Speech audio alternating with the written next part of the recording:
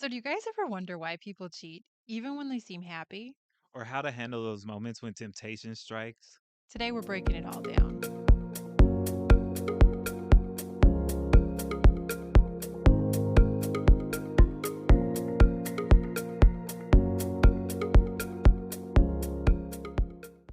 Hey everyone, welcome back to Two Peas in a Podcast. We're your host, Damien Rader, certified life purpose coach, Abby Vallejo, women's health and hormone expert. and today we're diving into a topic that isn't easy to talk about, but it's so important. Today we're going to be talking about how to stay faithful in a modern day relationship. And it's a sensitive topic. A lot of what we're going to be talking about is derived from concepts that are in my new book entitled How to Stay Faithful, A Guide to Loyalty and Trust in a Modern Relationship. So let's get into this. Let's start with the big one. Why do people cheat? Why do people cheat? I think that it's good that we have both the male and female perspective because I think men and women cheat for different reasons, if we're being honest. hmm So let's get into that. What would you say are some of the main reasons why a woman would cheat? Yeah. So, when we were having this conversation earlier, preparing for this podcast, I was kind of thinking about like what are the reasons that would lead to a woman cheating? And I think the main ones, really, for us women, are when we feel like we're not getting enough attention. And that could be also love, it could be recognition, but I think it basically boils down to attention. Like, we as women love to feel desired, and that's via attention Yeah. from men, from our partner, right? And so I think it's just a really common scenario is when a woman repeatedly feels neglected, she feels unheard, she feels not seen. Maybe her partner hasn't, complimented her or shown her that she's desirable. And I'm not just talking about a day, right? Or a couple days. I'm talking about over extended periods of time where maybe they've just kind of forgotten that spark. He's forgotten to show her, like, hey, I desire you. You're a beautiful woman, done the things to kind of communicate that to her. And so she's feeling unseen and unheard and undesirable. Because as a woman, like, we equate so much of our worth with how much a man wants us. I mean, honestly, Hmm. you know? And so, say that that's kind of lacking in the relationship, and it has been, and then suddenly she starts getting really strong attention from someone else, like say it's someone at work or someone she knows. And this guy suddenly comes on strong and he's giving her all this attention and he's treating her like she's beautiful and he's remembering things she says. And maybe she got her hair cut and he noticed and her husband didn't, or, something like that. Hmm. And I think those are the most common, like the most common situation of what could lead a woman into temptation. How about for men? So I think you make a really good point. Like in any case, whether it's a man or a woman, it's really important not to become so complacent that you begin to not only take your partner for granted, but kind of neglect them. Mhm. And so in my personal and professional life, what I've noticed is that cheating is rarely just about, oh, I just want to have sex. It's rarely about, And I'm glad that you're saying that because I think while I can speak for the woman's perspective, so often women tend to think that that's why men cheat. We're kind of taught, like, oh, he cheated because another woman was more beautiful than me and he wanted to have sex with her more than he wanted to with me. What do you have to say about that? I'm not saying that men don't cheat just because they want to have sex with Mhm. someone else, Yeah. because hormonally we have testosterone being produced every 15 minutes. Yeah. And that means we're horn dogs. Like we're constantly, being pushed by So you guys nature. are really thinking about sex all the time. It's true. It That's is that's true. a true Okay. statement. Ladies I first. would think so. Like a majority of the time throughout the day, a man does think about sex, and Mhm. it's nature's way of driving us towards our purpose, which Mhm. is to pretty much populate the planet in a Mhm. sense, right? Yeah. But I think that there's other root causes as to why a man cheats that isn't just simply explained away by, oh, I wanted to have sex with someone. Mm. There's a lot of emotional dissatisfaction, feeling unheard, um, or just simply feeling neglected in a relationship. And a man, being the man, may not be able to verbalize those things as articulately as a woman may be able to, or he may not allow himself to be vulnerable enough to say, hey, I'm unhappy in this relationship or I feel dissatisfied with this situation, it Mhm. becomes resentment. And then, like you said, someone else is displaying certain qualities or characteristics that may seem desirable that they're not getting from the relationship. Mhm. One example that the film director Tyler Perry actually used, he gave an example of, he called it the 80-20 rule. That's 80% of you get 80% of your needs met in your relationship. Mhm. And 20% you don't get because no one's perfect. Right. You would have to be married to a saint. You would have to be married to some concept or, with someone who is just simply perfect in all aspects. And you're Mhm. never going to find that. Right. And what happens is sometimes we'll see that 20% that we're missing Mhm. in someone else. Mhm. And so that's when the temptation starts to rise because Yeah. we're seeing what it is we're not getting at home, even though we have 80% of what we need and Mhm. even what we want at home, Yeah. that 20% can come into play. And so that's when the challenge of temptation arises. Like unmet needs. I think another cause is a need for something different, if you will, like a variety or boredom that comes with being in a long-term relationship. Mhm. And not saying that it has to become boring, but if you're not making a conscious effort to keep the relationship exciting, then it can become something that might, you know, Mhm. become mundane with time. Yeah. What are your thoughts on that? I think so much of it has to do with ourselves actually, and knowing ourselves on a deeper level and not letting ourselves become stagnant as a person. Because I think when we're in a partnership, yes, we're thinking about the other person, we're thinking about the relationship, but our responsibility is ourselves, right? Taking care of ourselves, taking care of our own needs, identifying what they are, right? Identifying our goals, identifying our desires, and not just what society tells us we should be doing, but what they actually are individually to us.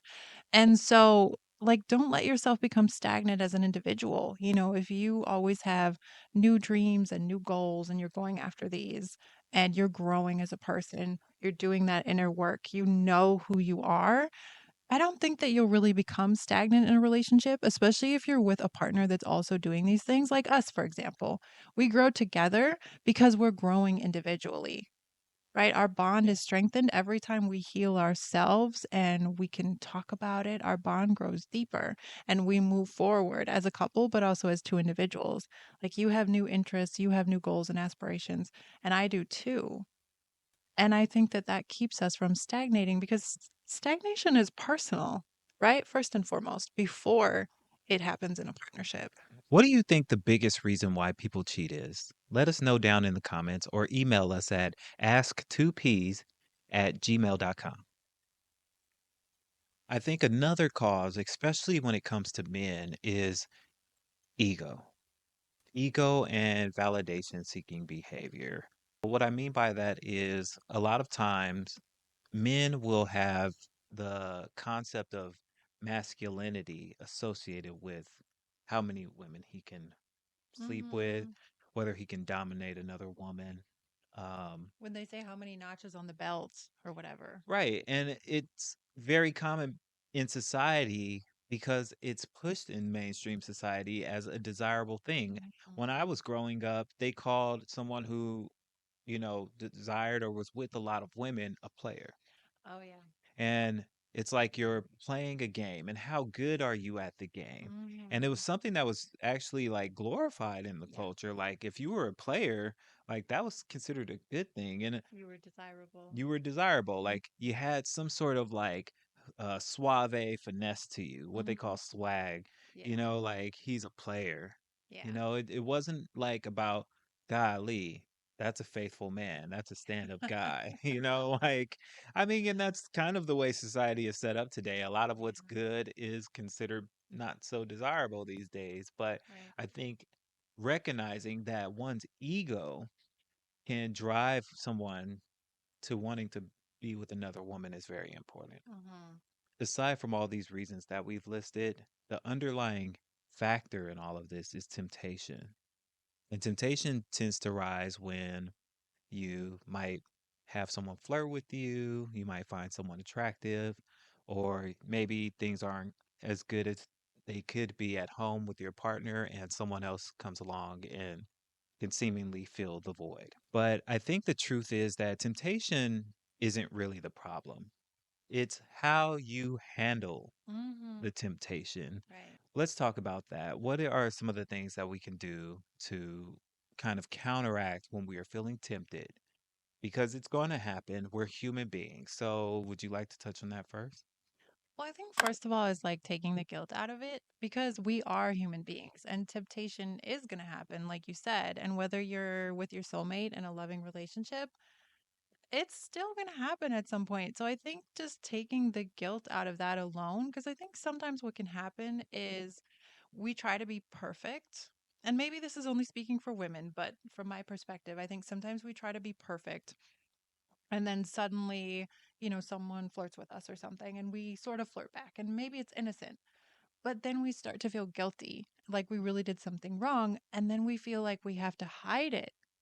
And I think that's where you start going down the wrong path, right? So I think really the key is having a really solid communication with your partner and having it be a safe space so that you can actually talk about stuff. Now, clearly, I'm not going to come home and tell you things to purposely like provoke you or make you upset. But I love that I can come home and tell you about what happened if someone flirted with me, if someone said something crazy to me, how it made me feel. I can talk to you about that and you're not going to make me feel bad. So I feel like temptation is always going to be there. But I feel like if you know that you have that bond and that safe space where, like, I can tell you anything and you're not going to get mad at me, that helps so much. I think communication and having that safe space is so important because it allows you to address like the challenges and feelings that you're feeling regarding temptation. Hmm. And I mean, I've come to you openly in the past when I've like literally said like, "Hey, I was feeling kind of lustful today. I've noticed that I was looking at women more than I usually do." Hmm. And it's like, "Hey, okay, well, let's bring that back home and Yeah. address it this way." Yeah. We come back and we understand like, "Okay, you're feeling more lustful. We need there's something we need to address." Yeah.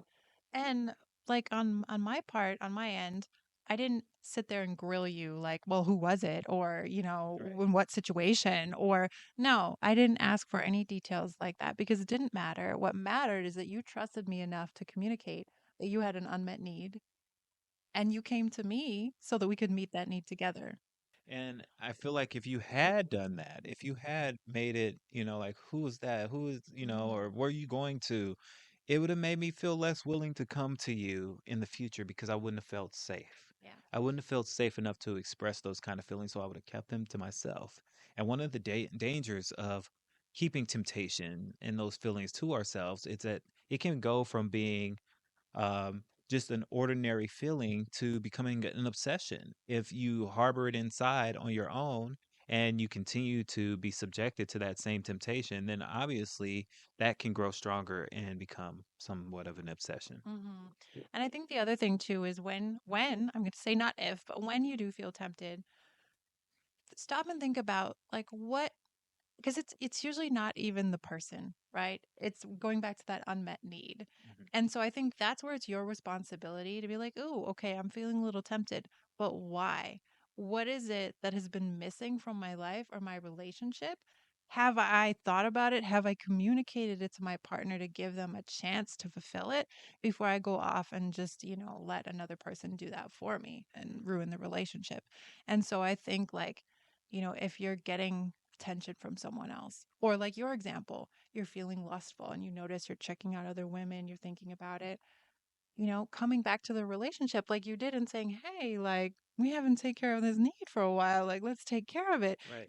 Like you gave me the opportunity to meet that need. Mhm. And we did. Or, if I wasn't feeling like I was getting quite enough attention.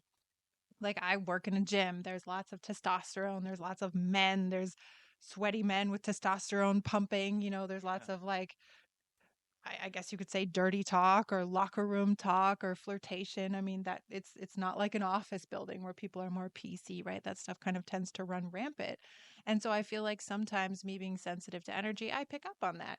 you feel people's desire, you feel maybe sexual attraction, and as human beings, as women, we're programmed to respond to that.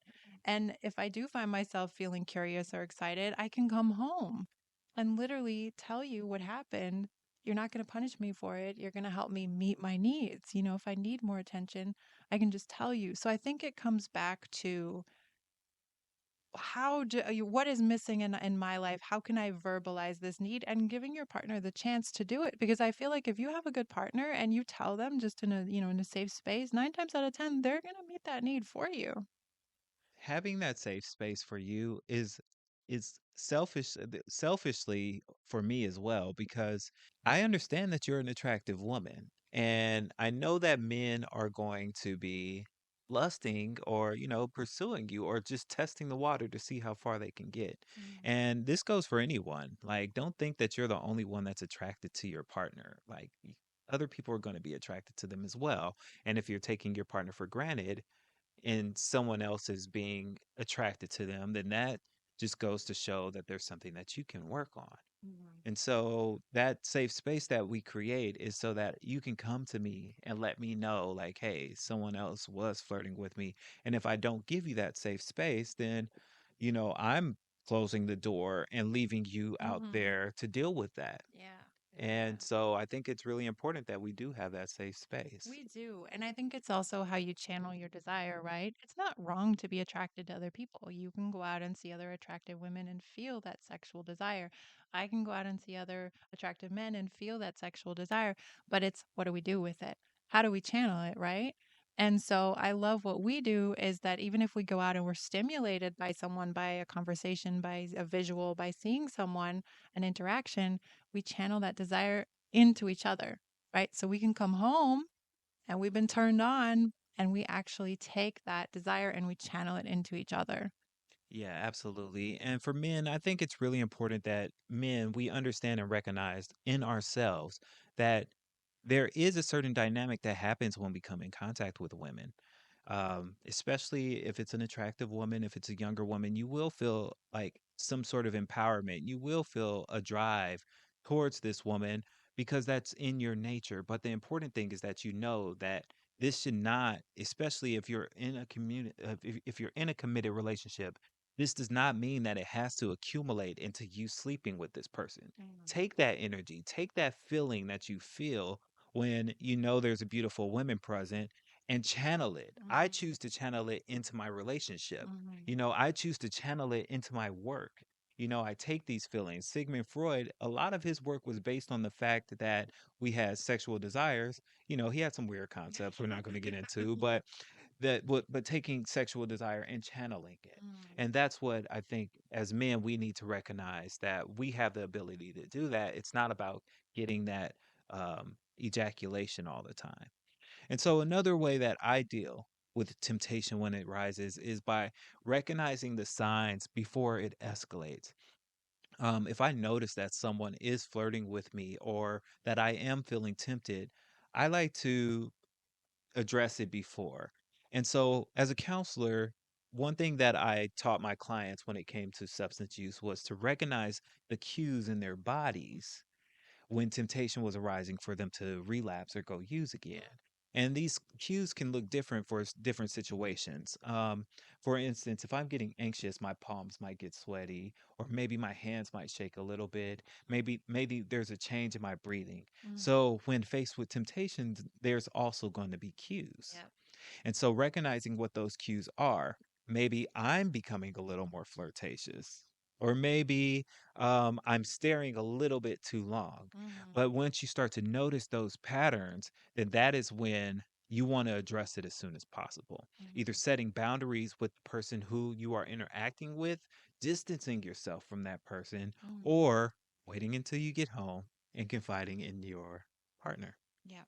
And I think the other thing too is remembering how much I love you and remembering how special what we have is. And also thinking about how hurt would I be if you were engaging in this behavior? I think that's the thing that'll get you every time, because sometimes we can kind of make excuses, especially if it's something kind of still innocent, or that can be a slippery slope, but we're like, no, this is just an innocent, I'm just doing this kind of innocently, I'm not going to let this go all the way.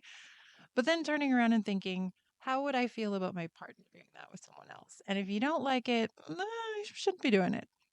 And I want to go back to reasons why people cheat really quickly, because sometimes a person can cheat because they're resenting their partner. And in that sense, they may want to hurt their partner, right? And so if this is you, if you find yourself tempted, or you're currently being unfaithful, or you're thinking of being unfaithful because you're resenting the person you're with, then to you I say, consider the consequences that might happen as a result. Not only the potential of the person you're with being hurt, but perhaps the actions of the person you decide to be unfaithful with can turn into something that you may not anticipate. And this can range from anything from, I mean, the list can go on and on, but it can become a very dangerous situation. So that's one thing that I would say is, if you have a desire to cheat out of resentment for your partner, instead of cheating on them and suffering unforeseen consequences, because it never ends well. An affair never ends well. You never see a happily ever after with an affair. Very, very, very rarely. Very rarely. And so if that's the case, if you're feeling resentment to that point, you might as well just go on and just verbalize to that person, like, hey, this is how I'm feeling. And maybe even going to the extent of saying, I feel like I'm going to cheat on you. Hmm. Just be blatant with them before you go and have an affair, because you want to keep your side of the street clean, because it can become a very dangerous situation for yourself, your loved one, and the person who you're having the affair with. Yeah. You always want to give your partner that chance, right? Because if you really love them and they really love you, they want to meet your needs, you want to meet their needs. And sometimes it's just a question of not knowing what they are, right? And verbalizing them. And that's why I said, first and foremost, you need to know what your own desires and needs are for you specifically. And then once you identify that, you need to be able to verbalize it. And if it's something that you need from your partner that you're not getting, you have to at least give them a chance to try and meet that need, right?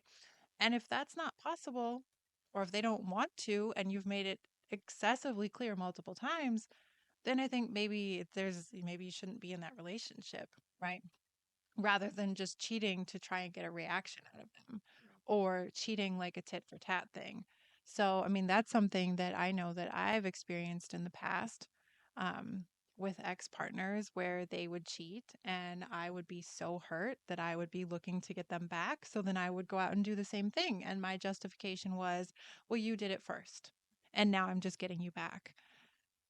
Understandable. However, it doesn't ever fix anything. It just leads to a really ugly situation where one person is just trying to hurt the other, and it's kind of a point of no return at that point. How to Stay Faithful, a guide to loyalty and trust in modern relationships, is an insightful and empowering guide that delves into the core principles of trust, loyalty, and connection in today's complex relationship landscape. Through real life experiences and actionable strategies, this book offers practical advice for staying true to your partner and fostering a strong, lasting bond. Whether you're navigating the challenges of commitment or seeking to deepen your connection, this guide is your trusted companion for building a faithful and fulfilling partnership. Get your copy today by visiting therealmancan.com and clicking shop. I mean, one of the things that's going to keep us faithful in a relationship is our personal integrity. Yeah. It's not just for the other person, but being faithful is also for you as an Yeah. individual as well. Hmm. What type of individual do I want to be when I'm left on my own? Hmm.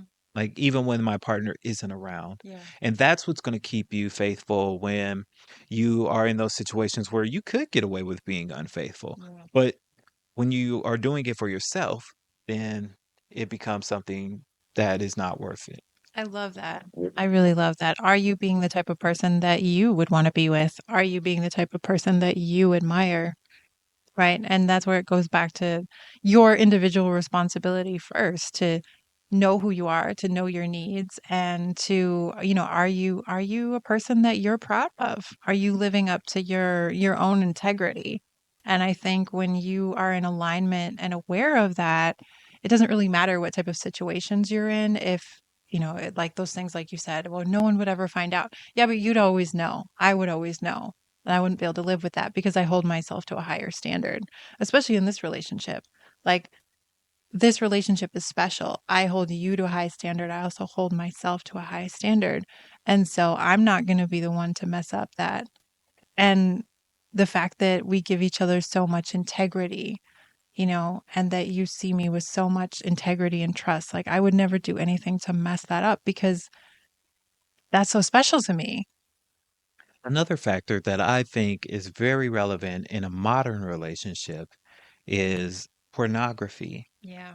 Those videos are designed to get a person to release copious amounts of dopamine in the brain. And what I mean is when you're engaging with your partner after watching pornography, after masturbating to pornography, you're not going to be able to get that same excitement because it's not what you've trained your brain that sex is supposed to look like.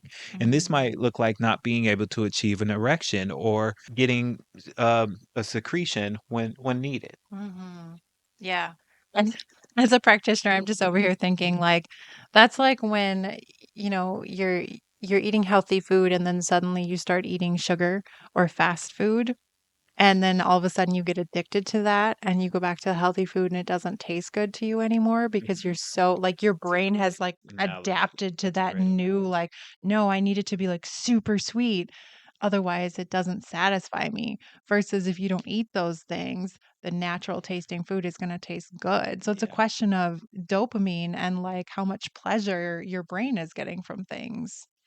Okay, as a substance abuse counselor, I know all about this. So I do want to kind of get into the science behind what's happening here.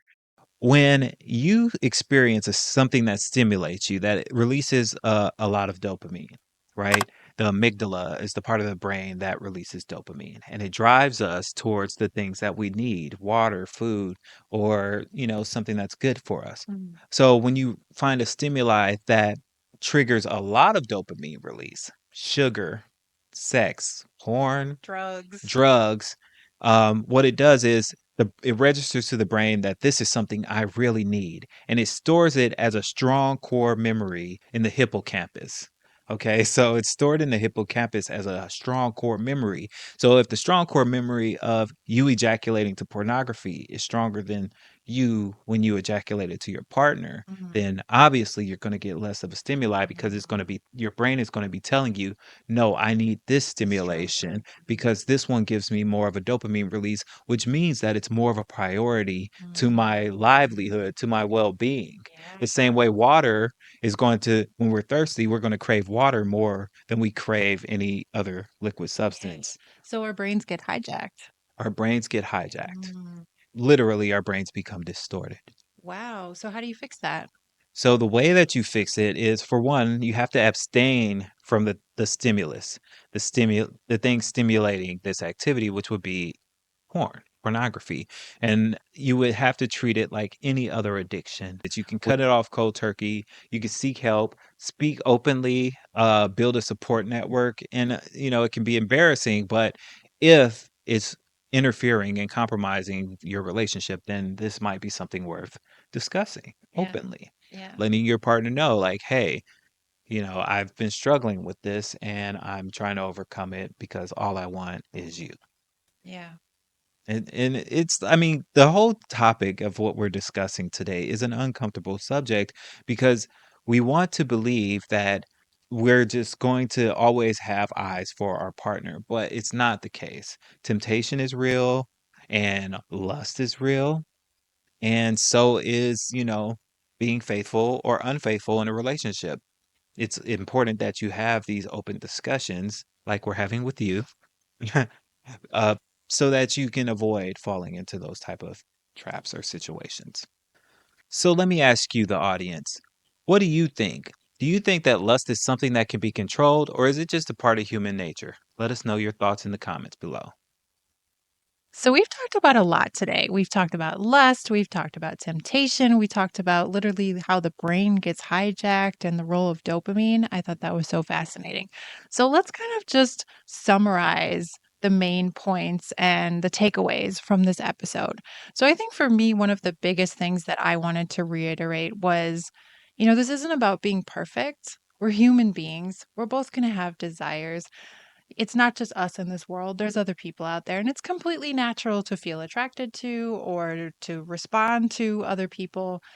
That's going to happen, but it's how you navigate it, right? So I think step number one for me in navigating that in a way of integrity is knowing myself, knowing what matters to me, knowing what my desires are, knowing what type of person I am, and also being able to voice those needs. Right. So you know what my desires are.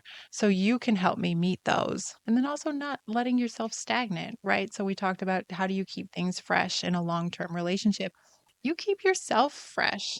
And not just in terms of taking good care of your health, but yes, or the way that you look, but also as a person, letting yourself grow and evolve over time so that you will be a more evolved person in your partnership.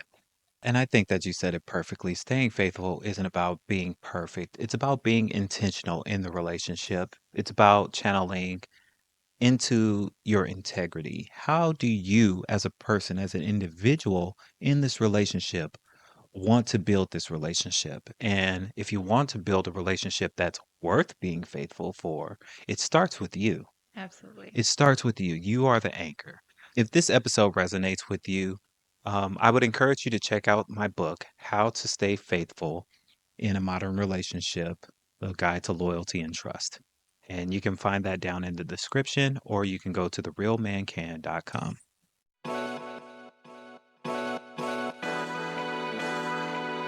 So this is our first time adding in this Q&A, and our first question was from one of our viewers, Jasmine F. What was the question? If you're a lot more into cleanliness than your partner is, and you're more of a neat freak than your partner is, how do you deal with living with someone when you are a very neat and tidy person and they might be messier than you? All relationships are different, right?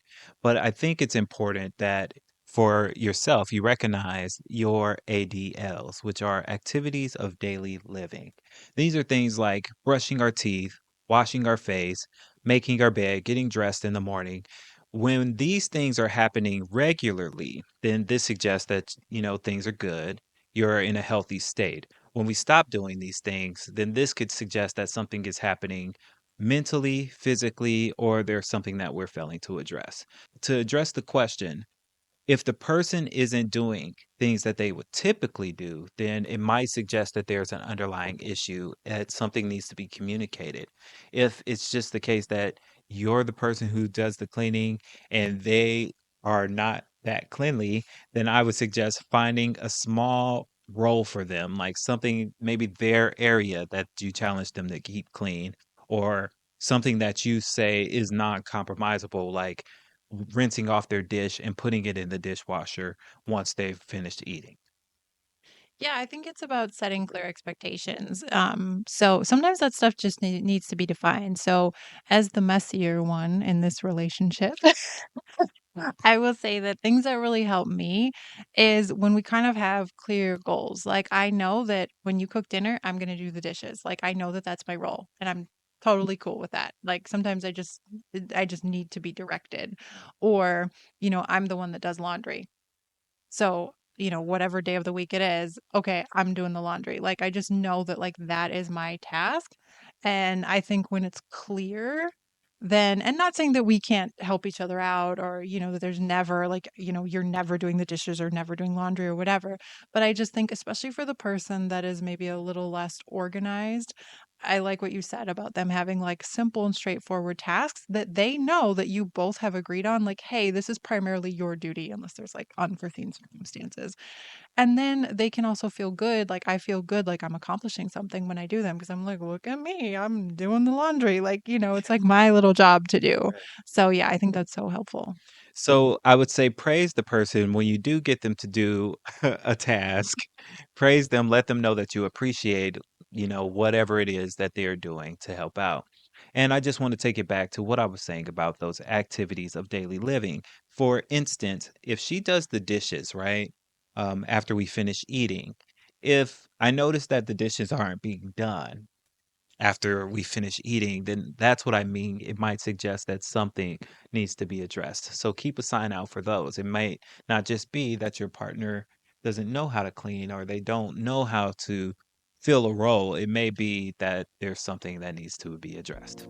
So, this does it for this episode. Thank you very much. If you have a question that you would like us to address in our next episode, please email us at ask2ps@gmail.com. Until next time, take care.